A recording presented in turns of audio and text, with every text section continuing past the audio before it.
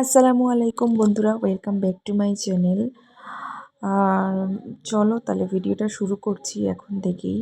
আজকে বিষয়টা হলো যে আমি আমার ঘরটাকে কিভাবে ক্লিন করি এভরিডে। তো সেটাই হচ্ছে তোমাদেরকে দেখাবো, শেয়ার করব। তো প্রথমেই দেখো আমি মশারিটাকে তুলে নিচ্ছি। এখন শীতকাল, যেহেতু ফ্যান চলে না, তো এখন এভরিডে মশারি টাঙাতে হয়, নাহলে মশায় এসে ছোট্ট করে একটা কিসি দিয়ে চলে যাবে। আর রিশান থাকে, তো তার জন্য আমরা মশারি তো মানে মাস্ট। তো তারপরে দেখো চ্যানেলটা খুলে দিলাম আর রিশানের পাপার ল্যাপটপটাও ওখান থেকে সরিয়ে রাখলাম। আর এই দেখো রিশানের পাপার কাণ্ড দেখো, চেয়ারের মধ্যে প্যান্ট জামা মানে যাবতীয় সব কিছু খুলে রেখেছে। তো আমি সেগুলোকে সরিয়ে দিলাম, ওগুলোকে আমি ধুতে নিয়ে চলে যাব নিচে। আর শীতকাল যেহেতু অনেক ব্ল্যাঙ্কেটের ব্যাপার থাকে, বালিশ কাঁথা কম্বল ইত্যাদি, তো সেগুলো আমি ভালো করে একদম পরিষ্কার করে নিয়েছি। আমি বেডরুমটা একদম টান টান করে মানে বেডটা গুছিয়ে নিয়েছি।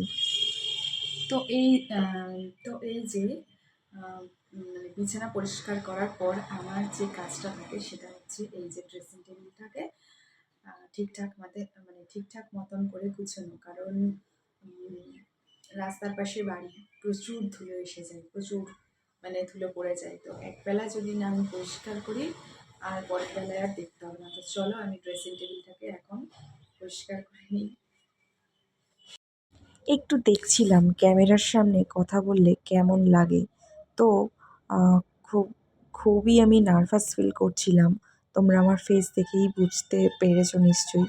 আর যেটা দেখাচ্ছিলাম সেটা হচ্ছে একটা আমি সুতির কাপড় বা রুমাল টাইপের রেখে দিই, যেটা হচ্ছে শুধুমাত্র আমি ফার্নিচারগুলোকে ভালোভাবে ক্লিন করব বলে রেখে দিই, একদম পরিষ্কার।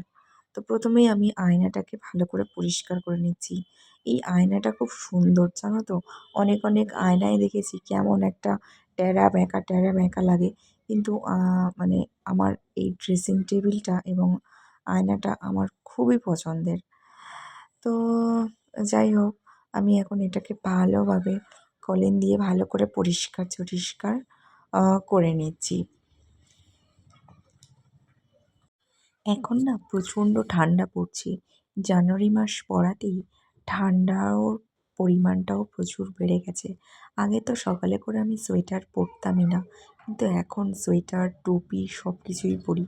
এই দেখো কতটা ময়লা বেরিয়েছে, সেটাই আর কি তোমাদেরকে দেখাচ্ছিলাম। এটা তো কম, এর থেকে দ্বিগুণ ময়লা আরও বেশি বেরোয়। যেহেতু আমি রেগুলার মোছামুছি করি, তো সেজন্য ময়লাটাও অনেকটাই কম থাকে।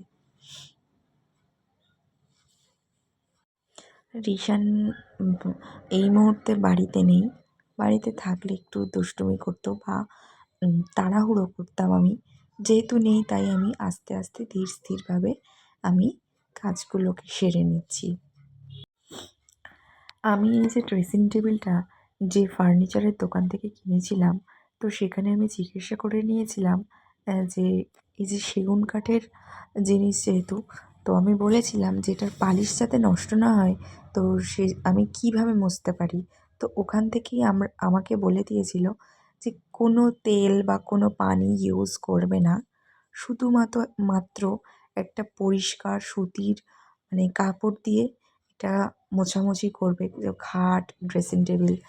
তো এতে পালিশ নষ্ট হবে না। আর আমার এই দেখো 4 বছর হতে যায়, তো যেমনকার জিনিস তেমনই রয়েছে। তো তারপরে চলে এলাম আমি শোকেসের কাজটায়। শোকেসটাও আমি ভালো করে পরিষ্কার করে নেব। ময়লা বলতে তেমনই না, শুধুমাত্র ধুলোবালি, মানে ধুলোর কথাই বলছি। তো এইভাবে আমি মানে যখনই আমি টাইম পাই তখনই আমি মোছামুছি করে নিই। হয়তো এরকমও হলো কোনো দিন আমি বিছানা তুলে নিচে চলে যাই, পরে এলাম হয়তো আবার কখনো ঘর ঝাড় দিচ্ছি, আবারও হয়তো রিশান জ্বালাতন করছে কি হয়তো হাতে একটা অন্য কোনো কাজ আছে, তখন আমি এটাকে বাদ রাখি। আবার হয়তো রাত্তিরে ঘুমোতে যাওয়ার আগে কি দুপুরবেলায় যখন আমি ঘরে আসি, তখন আবার একটু একটু করে আমি সবটাই পরিষ্কার করে নিই। কিন্তু আজকে আমি তোমাদেরকে পুরোটা শেয়ার করব বলেই আমি একসাথে সবটাই আমি করে দেখাচ্ছি। আর সবটাই আর কি মানে টাইম মেনটেন করেই করতে হয়। যখন যেমন হাতে টাইম থাকে তখন তখন আমি সেই মতনভাবেই কাজ করি।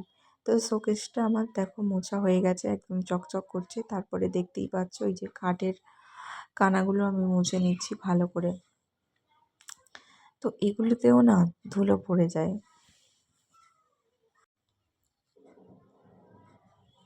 তো এরপরে আমার খাটের ওই সাইডটা ভালো করে মোছা হয়ে গেছে। আর এখন আমি চলে এসেছি আ মাথার দিকটায়। তো এখানটায় আমি ভালো করে মুছে নিচ্ছি। রেগুলার মোছামুছি করলে একটা জিনিস কী হয় দেখেছি, ধুলোও কম পড়ে। যেহেতু আমরা মানে ছোটো বাচ্চা নিয়ে আমরা থাকি, সেহেতু বেশি নোংরা বা বেশি ধুলো আমি রাখি না। যতটা পারি আমি পরিষ্কার করার চেষ্টা করি। তো আমার দেখো ঘর, বিছানা ঝাড়া, কাপড়-টাপড় গোছানো সব কিছুই কমপ্লিট হয়ে গেছে।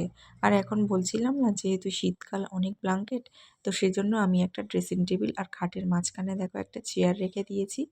তো এখানেই আমি ব্ল্যাঙ্কেট, বালিশ, কাঁথা সমস্তটাই রেখে দিই। আর এরপরে আমি সব শেষে ঘরটাকে আমি ঝাড় দিয়ে আ দেবো।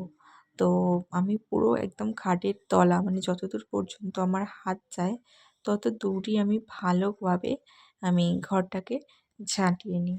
তো এখন আমি মোছামুছি করব না। শুধুমাত্র ঘরটুকুনি ঝাঁটিয়ে আমি নিচে চলে যাব। কারণ নিচে গিয়ে আমার এখনও অনেক কাজ পড়ে রয়েছে। তো সেগুলোকেই মানে করতে হবে। আর আমি খাট ঝাড় দিতে দিতে দেখতে পেলাম খাটের একদম ওই সাইডে মানে যেখানে আমার হাত পৌঁছাবে না, তো সেখানে দেখলাম যে রিশান কত কিছু ফেলে রেখেছে। সেগুলো আমি এখনও হাত পাচ্ছি না। তবে দেখি এর বিকল্প কিছু ব্যবস্থা করা যায় কিনা, যে ওইগুলোকে বের করতে হবে।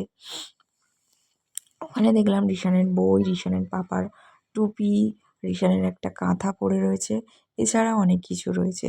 তো যাই হোক, চলো আমি ঘরটাকে ভালোভাবে ক্লিন করে নিচ্ছি।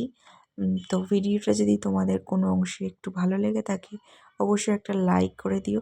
আর সুন্দর করে একটা কমেন্ট করে দিও, শেয়ার করে দিও, সাবস্ক্রাইব করে পাশে থেকো। টাটা বন্ধুরা।